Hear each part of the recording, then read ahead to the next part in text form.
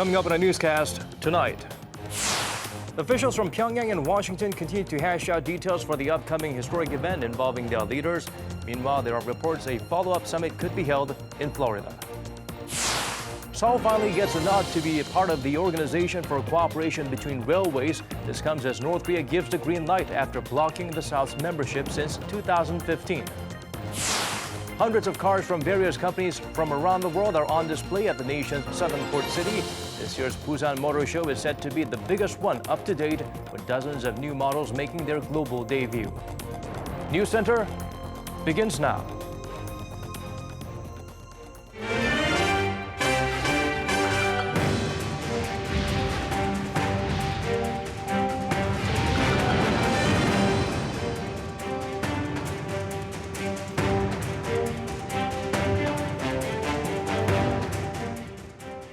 It's 8 p.m. here in Korea, coming to you live from our studio in Seoul. This is Arirang News Center. Welcome to our program. I'm Daniel Che.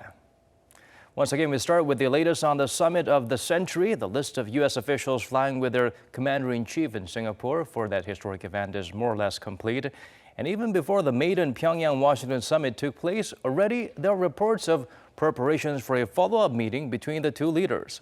Lee Ji-won has our top story. U.S. President Donald Trump has hinted that his June 12th summit with North Korean leader Kim Jong-un may not finish in one sitting.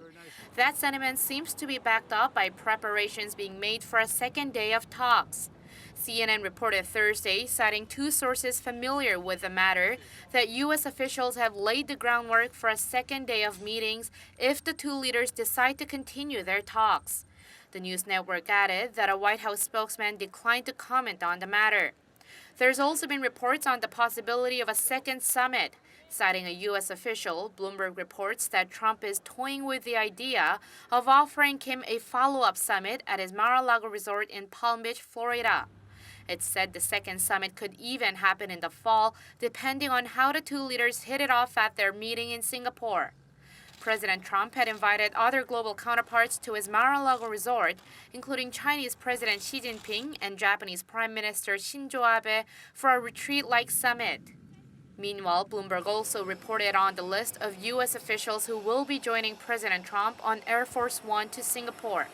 The list includes Secretary of State Mike Pompeo, White House Chief of Staff John Kelly, and even National Security Advisor John Bolton. Bolton, the administration's main hardliner on Pyongyang, was the main reason for North Korea's hostility and harsh rhetoric a few weeks ago, even prompting the regime to question whether to hold a summit. Bloomberg said the delegation also tentatively includes the head of CIA's Korea Mission Center, Andrew Kim, National Security Council official Allison Hooker, and White House Deputy Chief of Staff Joe Hagan. Hooker and Hagan were part of the two teams that have been negotiating with the North at the inter-Korean border village of Panmunjom and in Singapore for the past few days. Bolton's inclusion comes as officials at the State Department believe he controversially suggested North Korea's denuclearization should follow the Libya model to disrupt talks with the regime. Citing multiple sources, CNN reports that Bolton intentionally angered the North to, quote, blow up the summit because he feared the meeting would not end up working in Washington's favor. Those remarks reportedly led to considerable tension between Bolton and Pompeo. However, the National Security Council denies there was any confrontation between the two officials at the heart of Trump's inner circle. Lee Ji-won, Arirang News. Seoul will continue to work closely with Pyongyang and Washington to declare the end of the Korean War as soon as possible. During today's briefing, the spokesperson for the nation's foreign ministry pointed out discussions on the declaration are ongoing, but declined to comment further on the matter. After April's historic summit, the two Koreas promised to work together with the United States and possibly with China to end the decades-long war that divided the country by turning the current armistice into a peace treaty. U.S. President Donald Trump recently mentioned his side is also discussing with the regime ways to end that war. Staying with the summit preparations, over at the inter-Korean border, key officials from North Korea and the U.S. continued prep talks. Unfortunately, they have yet to reach an agreement on the process and speed of denuclearization. Kim Yo-sun fills us in on the latest. With less than a week to go until the historic summit between the leaders of North Korea and the United States, the two countries held another round of preparation talks on Wednesday. The working-level officials of the two countries met again at the inter-Korean border village of Panmunjom to discuss the agenda for the June 12th summit. The American delegation led by U.S. Ambassador to the Philippines, Sung Kim, sat down with Choi Sun-hee, North Korea's vice foreign minister, for about 5 hours to fine-tune the details, including the speed of Pyongyang's denuclearization. The two parties still need to agree on the speed and extent of denuclearization. They've probably held 6 rounds of talks because they're both trying to avoid making any major concessions. As Washington hinted about a lengthy disarmament process instead of an immediate one, with President Trump saying earlier there will be no signing on June 12th, but the two leaders will start a process, there's also the possibility of holding additional summits going forward. While the U.S. aims to transport North's nuclear weapons abroad as early as possible, it may not offer a complete guarantee of the regime's safety at this time, as requested by Pyongyang.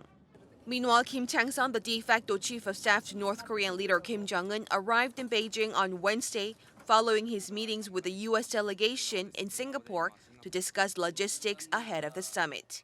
Sources in Beijing say Kim Chang-sun will soon make his way to Pyongyang to report the outcome of the meetings to Kim Jong-un.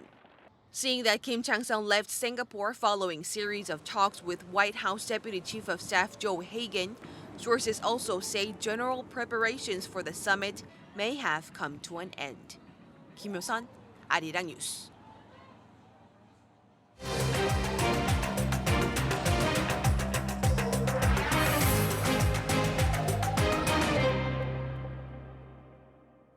After years of applying and being turned down, Seoul can finally join an influential intergovernmental organization of railway networks, all made possible after Pyongyang gave its approval to clear the way. According to our Kwon Jang-ho, this marks the first step towards enabling train rides expanding from South Korean cities all the way to Western Europe.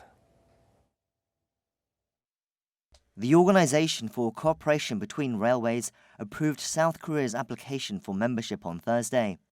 South Korea now joins an organization of railway networks that covers much of East Asia and Eastern Europe, including the Trans-Siberian, Trans-China and Trans-Mongolian railways. According to Seoul's Transport Ministry, the decision was announced at a meeting in Kazakhstan after a unanimous vote from the 28 member states. That includes North Korea, who had previously blocked South Korea's membership since Seoul began applying in 2015. But it seems the rekindling of relations between the two Koreas has led to Pyongyang to change its stance. The Panmunjom Declaration signed at the Inter-Korean Summit in April stated that the two sides agreed to adopt practical steps towards the connection and modernization of the railways and roads. Plans to reconnect the railways have been in the works for more than a decade, with President Moon especially pushing it as a priority, as it could provide further connections to rail networks in China, Russia and the rest of Europe, helping South Korea cut down on shipping costs and time. However, hopes of catching a train from Busan all the way to London are still a long way off. Much of the Trans-Korea railway network needs to be reconnected and renovated at an initial estimated cost of $35 billion, which includes the Donghae line in the east. And any such development could violate current UN sanctions on North Korea. Still, South Korea's membership in the Intergovernmental Organization opens doors to future possibilities and shows North Korea's intent to foster better ties. Kwon Jang-ho, Arirang News. Over in the Hermit Kingdom, North Korea appears to have destroyed a facility that plays an integral role in developing mid-range ballistic missiles. Park Ji-won takes a closer look into the move that's in line with Kim Jong-un's promise of suspending missile testing. In its satellite imagery analysis report, U.S.-based North Korea monitoring website 38 North says North Korea appears to have destroyed its missile test stand at the Ihari test facility near the northwestern city of Kusong, Pyeongan-bukdo province. The commercial satellite imagery shows that the demolition started in the second week of May following North Korea's declaration in mid-April that it will suspend ballistic missile and nuclear tests. The paper also said the demolition was almost complete a week later. The stand at the Ihari test site was the regime's only known facility for land-based canister-launched ballistic missile ejection tests, deemed critical for developing a medium-range solid-fuel ballistic missile. Solid-fuel missiles can be fired at shorter notice and more discreetly than those powered by liquid fuel. South Korea's defense ministry, meanwhile, hasn't confirmed the site's demolition. The ministry, together with the U.S., is closely watching the moves, although it is not appropriate for the defense ministry to make specific remarks on foreign media observations of commercial satellite images. 38 North says it's unclear whether the stand's destruction signifies the total suspension of the North's missile program at the Ihari test site, or simply a small gesture that aims to show Pyongyang's sincerity towards gradual denuclearization. Park Ji-won, Arirang News. President Moon Jae-in appointed an independent counsel to investigate the political manipulation of online comments, the scandal named after a power blogger going by the handle Druking. The Liberal leader picked Hoi Ik-bum, a lawyer who formerly served as prosecutor. He is one of the two candidates nominated by the National Assembly. Druking allegedly rigged the internet comments to sway public opinion. Ruling party officials, including former lawmaker Kim Kyung-soo, are said to have covertly endorsed his campaign. The newly appointed special prosecutor now has up to 90 days to investigate that case. The day after the Globally Watch Summit is held is when South Koreans cast their ballots to pick mayors and governors. With less than a week to win voters over, candidates are campaigning like there's no tomorrow. At this point, the ruling party has a commanding lead. Kim Min-ji updates us on how things are shaping up in the local elections. In final opinion polls allowed to be released ahead of the June 13th local elections on Wednesday, the ruling Democratic Party of Korea appears on track to sweep to victory. The ruling party is in the lead in 14 of the 17 metropolitan cities or provinces, including Seoul and even traditional conservative strongholds such as Ulsan and Busan. The main opposition Liberty Korea party, which initially aimed to win at least 6 areas, is in the lead in Gyeongsangbuk-do province, while the southeastern city of Daegu falls within the margin of error. An independent candidate is leading in Jeju-do province. Up until election day, the ruling party says it will be doing all it can to secure its supporter base in conservative strongholds. The main opposition, meanwhile, is trying to reverse the trend by implementing a new two-track strategy, with the party's leadership focusing on policy-making, such as promoting solutions to boost the faltering economy, while party lawmakers are supporting campaigning in their respective districts. But with less than a week left, it's unclear whether any variable will be big enough to turn the tables. The Inter-Korean Summit and the North Korea-U.S. Summit have had a big impact on the local elections, and as we can see, the positive developments have been reflected in the polls. On top of that, the opposition bloc hasn't been able to bring up an issue to outweigh that attention.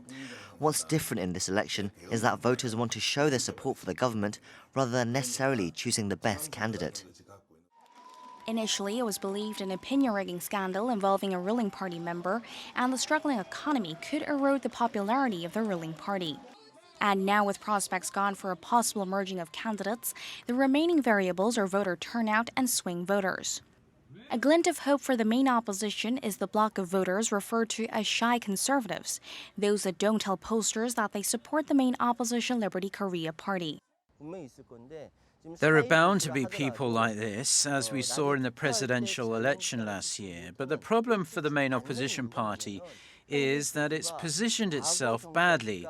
They're supposed to be an alternative to the ruling party, but they haven't really been able to cut their ties to the impeachment of a former president, and all they're doing is criticizing the government. If they'd supported the positive results while criticizing where the government has come up short, they'd stand a much better chance. Should the outcome of the local elections fall in line with the recent polls, especially in traditionally conservative regions, some say the political dynamics in the nation could see a seismic shift. Although it is slightly in the lead, the main opposition party faces a difficult situation even in Daegu and Gyeongsangbuk-do province. If it loses Busan and Ulsan, it could be the end of the party as we know it. Now it's down to the voters. Will they throw their support behind the government's peace initiative? Or will they look past North Korea and assess the government's successes and failures when deciding who gets the vote? Kim Min-ji, Arirang News. Keeping our sights fixed in the domestic political arena to ensure fairness, opinion polls cannot be made public starting today. What we know for sure is that there is a select group becoming more energized and vocal about making their vote count. For the first of our pre-election series, our Kim Mo-gyun turns the spotlight to the country's young adults. Young voters play a crucial role in this year's local elections, as voters between the ages of 19 and 39 amount to nearly one-third of South Korea's 42.9 million potential voters.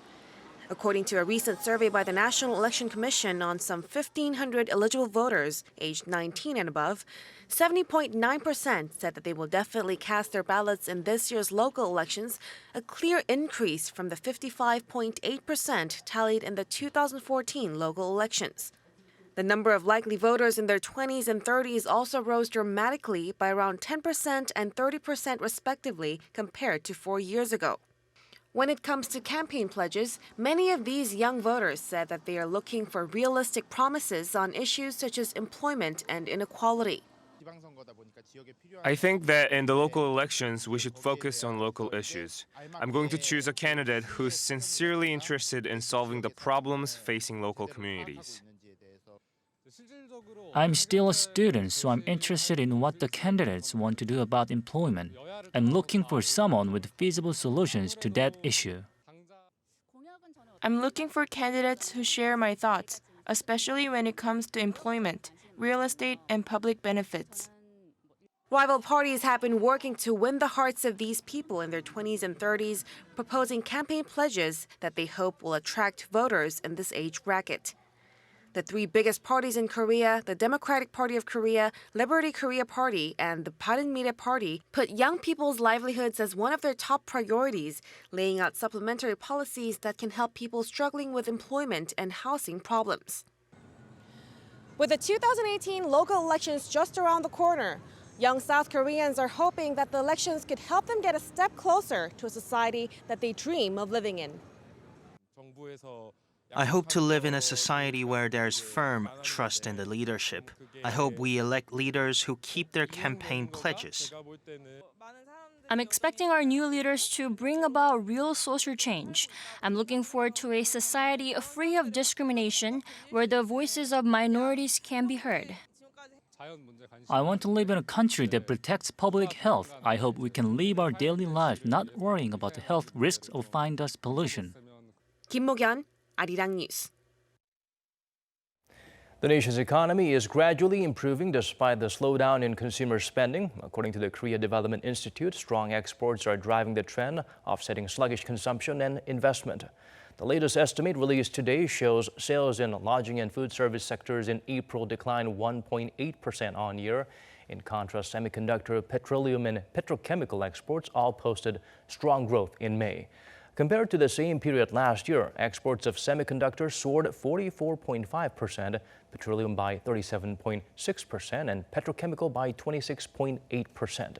The economic think tank added the world economy is also on the rise despite the ongoing U.S.-China trade dispute.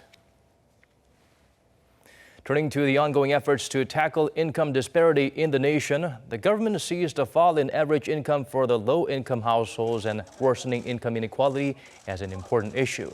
Finance Chief Kim Dong-yeon cited unemployment and a slump in wholesale and retail markets, as well as an increase in older households due to aging population as the driving factors. The minister highlighted a long-term policy is needed to tackle the issue as it stems from structural problems. His comments came after Statistics Korea reported that the disparity in earnings widened despite real household income increasing in Q1 compared to the previous year. There's been widespread belief the so-called heat-not-burn electronic cigarettes are safer than conventional ones as they heat tobacco to a temperature high enough to create vapor, not smoke. But that may not be the case, as health authorities in the nation announced there's no reason to believe these relatively new contraptions are less toxic. Our Ko Ryuni explains further. It's been a little over a year since so-called heat-not-burn electronic cigarettes came onto the Korean market, and they've caught on quickly among smokers. According to the Ministry of Strategy and Finance, as of this April, heat-not-burn products had a cigarette market share of almost 10%. However, the Ministry of Food and Drug Safety released analysis Thursday, saying there is no evidence that these products are less harmful than conventional cigarettes. Together with outside researchers, the ministry studied 3 popular e-cigarette products: the Lil by local tobacco company KT&G, the Glow by British American Tobacco, and the IQOS by Philip Morris. In them, it found 5 substances classified as first-level carcinogens by the International Agency for Cancer. However, the amounts were only between 0.3% and 28% of those found in conventional smokes. The amount of nicotine was similar to that found in ordinary cigarettes, between 1/10 and 1/2 of a milligram. The ministry added that 2 of the products, though, contain more tar. Some of the heat-not-burn electronic cigarettes contain more tar than regular ones. This means these e-cigarettes could contain other toxic substances not found in regular tobacco. But the report was met with a backlash from manufacturers who've called it meaningless. They say it's not appropriate to simply compare amounts of tar, because tar is produced when tobacco is burned, which their devices don't do. This isn't the first warning from the government about heat-not-burn cigarettes. The Health Ministry announced last month that 12 new written and graphic warnings will be put on heat-not-burn cigarettes starting this December. The government is also working on a law to make manufacturers submit a full list of ingredients and toxic substances in the heat-not-burn cigarettes and disclose the information to the public. 고른이 아리랑 뉴스. Moving on to other stories now. Every 2 years, Korea's southern port city invites carmakers from all over the world to showcase their latest models. Under the theme Beyond Innovation into the Future, this year's event has a wide range of vehicles on display, from SUVs to eco-friendly cars. Jong-un provides a glimpse of what to expect from the 2018 Busan Motor Show.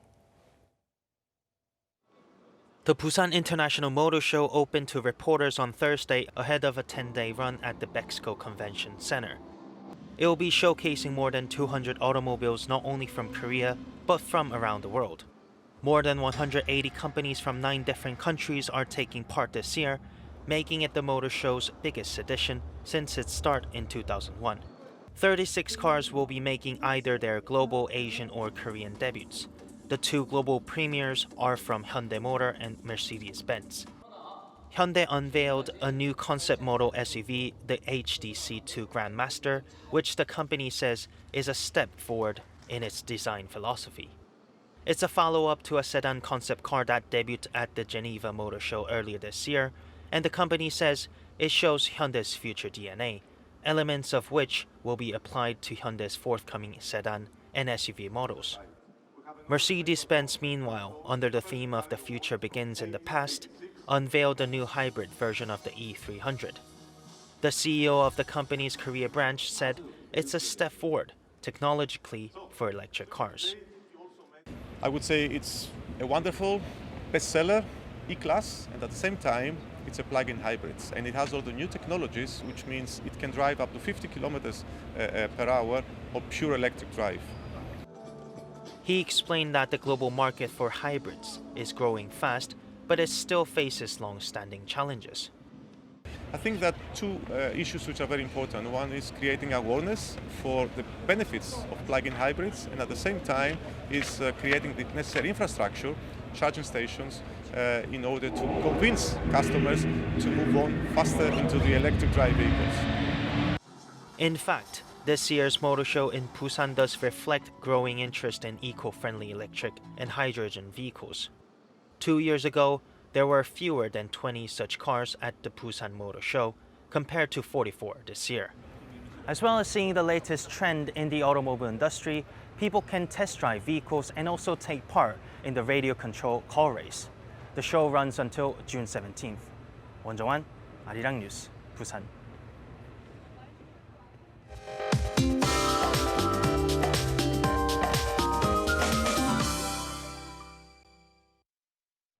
Time to turn to Michelle Bach at the Weather Center for the updates you need. Michelle, it's only the beginning of June, but we're already getting heat wave alerts. Any heat relieving news for us at this point? Well, Daniel, until now, the warm southwesterly winds have been flowing in, but tomorrow, relatively cool winds from the northwest are expected to give us a nice cool breeze. However, because of the scorching sun, the daily highs will remain fairly high.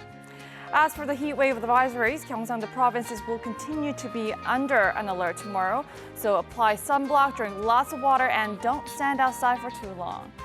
In the morning, the temperatures are still warm at 18 degrees Celsius in Seoul, Daegu and Gyeongju slightly warmer at 20 and 19 degrees respectively.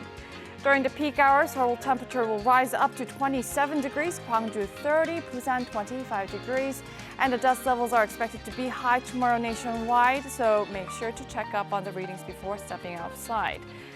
And the sweltering hot weather is expected to continue until Saturday, but starting Saturday evening, rain will fall over on Jeju and the west coast, which will spread nationwide by Sunday to give us a little break from the heat. I'll leave you with the weather conditions around the world.